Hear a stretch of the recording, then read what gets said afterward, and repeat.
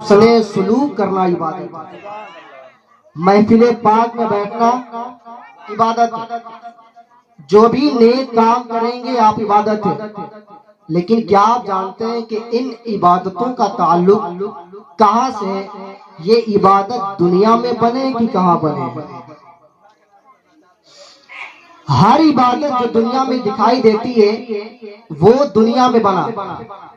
نماز دنیا میں پڑھی جاتی ہے، روزہ دنیا میں، زکوٰۃ دنیا میں، حج دنیا میں، ماں باپ کا رشتہ دنیا میں، بھائی بہن کا رشتہ دنیا میں، اسی طرح جتنے بھی رشتہ آپ دیکھیے یا جتنی عبادت دیکھیے تمام عبادتیں دنیا میں ہیں۔ لیکن میں آپ کو بتاتا چلوں ایک عبادت ایسی ہے جو اس وقت پیدا کیا گیا جبکہ نماز بھی نہ تھی، جبکہ روزہ بھی نہ تھا، جبکہ زکوٰۃ بھی نہ تھا، جبکہ حج بھی نہ تھا، جبکہ ماں باپ کا یہ رشتہ بھی نہ تھا، جبکہ بہن بھائی بھی نہ تھے۔ تمام چیزیں جو عبادت میں شمار ہوتی ہیں وہ چیزیں نہ تھی، اور وہی رشتہ نکاح کا ہے۔ بولے سبحان اللہ۔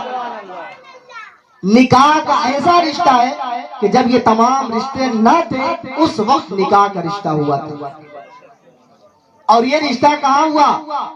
آپ جانتے ہیں کہ رشتہ کسی ملک میں ہوا، کسی زمین پر ہوا، ہندوستان میں ہوا، پاکستان میں ہوا، چین میں ہوا، جرمن و جاپان میں ہوا۔ یہ رشتہ کہیں نہیں ہوا، بلکہ اللہ تعالیٰ نے جب حضرت آدم علیہ السلام کو پیدا فرمایا، آدم علیہ السلام کو جنت میں رکھا، جنت میں رکھنے کے بعد کئی سو سال تک آدم علیہ السلام جنت میں رہے، لیکن ان کا دل نہیں لگتا تھا۔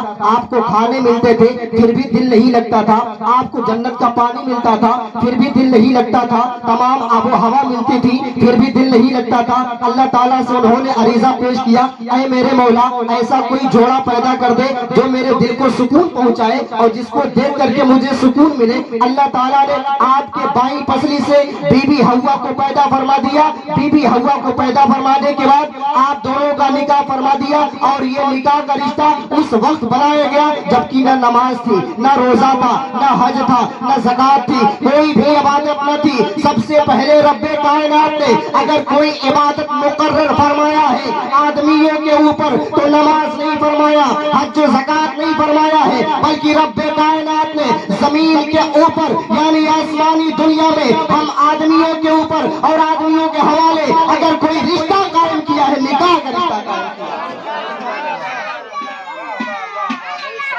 تو ماننا پڑے گا کہ سب سے پہلے یہ رشتے نکاح قائم ہوا۔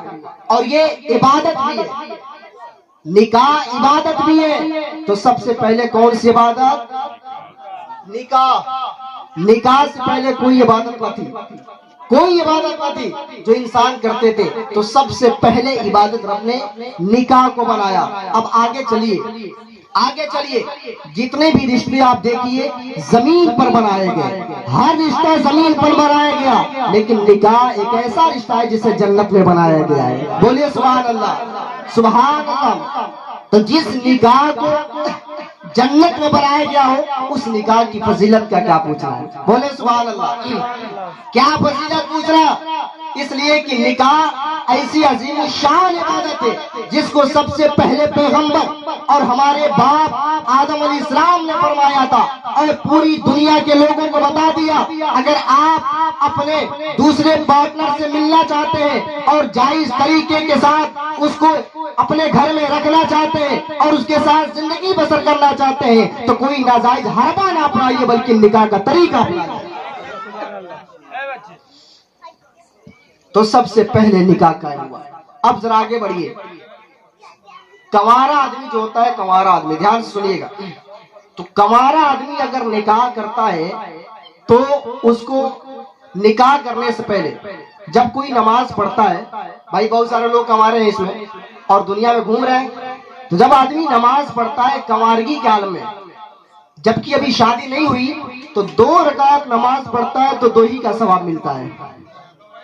2 رکعت نماز پڑھے گا تو 2 ہی کا ثواب، جو بھی کام کرے گا اتنا ثواب، حج جتنا کرے گا اتنا ثواب، زکوٰۃ دے گا جتنا اتنا ثواب، نماز جتنی پڑھے گے اتنا ثواب، یعنی جو بھی کام جتنا کرے گا اتنا اس کو ثواب ملے گا. لیکن علامہ فرماتے ہیں اور محدثین فرماتے ہیں کہ جب کوئی بندہ نکاح کر لیتا ہے اور نکاح کے بعد جب وہی آدمی نماز پڑھا کرتا ہے تو اس نماز کا 70 گنا ثواب ملا کرتا ہے.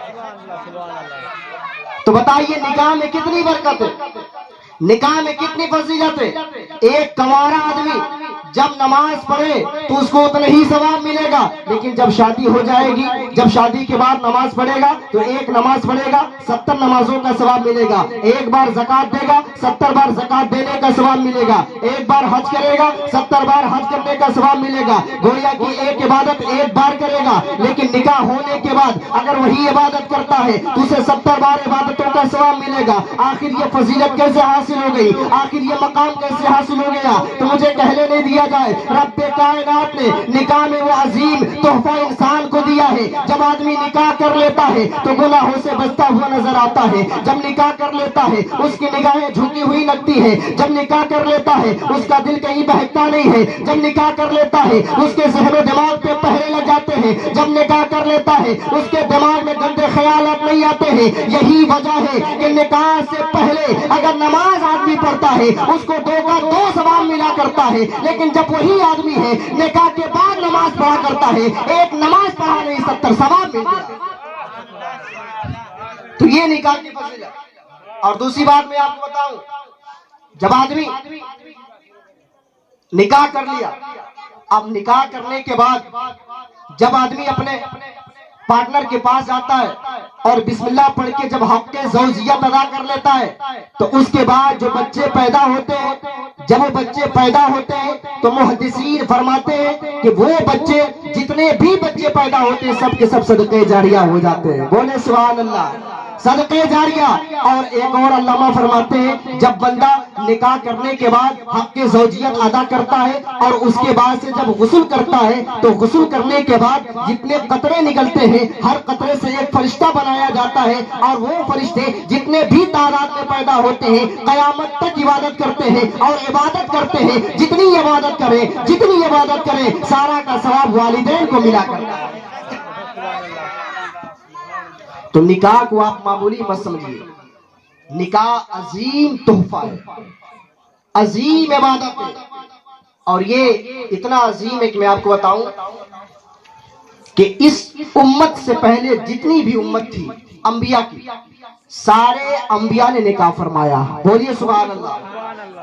آدم علیہ السلام سے لے کر ہمارے پیغمبر تک جتنے بھی نبی دنیا میں آئے سبوں نے نکاح فرمایا. کسی نے نکاح سے انکار نہیں کیا. تو اس سے اور آپ جان جائیے کہ نکاح کی کتنی اہمیت ہے، نکاح کتنا عظیم شے ہے، اس سے آپ اندازہ لگائیے. آئیے میں آپ کو ایک واقعہ سناؤں کہ پرانے زمانے میں ایک آدمی تھا تو بہت عبادت گزار، پابند صوم و صلات، بہت عبادت کرتا تھا. ہر عبادت وہ کرتا تھا، نماز پہ نماز، روزہ پہ روزہ، حج پہ حج، تمام کام کیا کرتا تھا، لیکن وہ نکاح نہیں کیا. اس زمانے کے لوگوں نے اس سے مل کے کہا یار تم اتنی عبادت کرتے ہو لیکن تم نکاح کیوں نہیں کرتے ہو؟ تو آدمی اپنا دکھڑا بیان کرتا ہے کہ میرے پاس پیسے نہیں ہیں، میں اپنی بیوی کو کہاں رکھوں گا، میں اسے کہاں سلاؤں گا، میں اسے کھانا کیسے کھلاؤں گا، میں اس کے نان و نفقہ کو کیسے پورا کروں گا، اس کے کپڑے کو کیسے دوں گا، اس کے تمام اخراجات میرے ذمے آئیں گے، میں کیسے پورا کروں گا. میں تو کسی طرح ایک روٹی کھا لیتا ہوں، ایک روٹی صبح میں کھا لیتا ہوں، دوسری روٹی شام میں کھا لیتا ہوں. میرے پاس اور کوئی سرمایہ نہیں ہے جو میں اپنے بیوی کو کھلا سکوں، جو اپنے بال بچوں کو کھلا سکوں. اسی ڈر سے میں نکاح نہیں کرتا ہوں. حضرات محترم اس دور کے لوگوں نے کہا آپ نکاح تو کر لیجئے، ہو سکتا ہے رب برکت دے دے اور آپ کی زندگی بہتر ہو جائے. حضرات محترم لیکن لوگوں کی بات وہ حضرت نہیں سنتے تھے. اب اس دور کے نبی کے پاس ان کی شکایت بھیجی گئی. جب نبی کے پاس شکایت بھیجی گئی، نبی نے اس آدمی کو بلوایا اور بلوانے کے بعد کہا میں نے تمہاری بڑی تعریف سنی ہے، تم نماز پہ نماز پڑھتے ہو، تم روزے پہ روزہ رکھتے ہو، تم زکات پہ زکات دیتے ہو، لیکن نکاح کی جب بات آتی ہے تم اپنے قدم کو پیچھے ہٹا لیتے ہو. آخر ماجرا کیا ہے؟ نکاح میں تو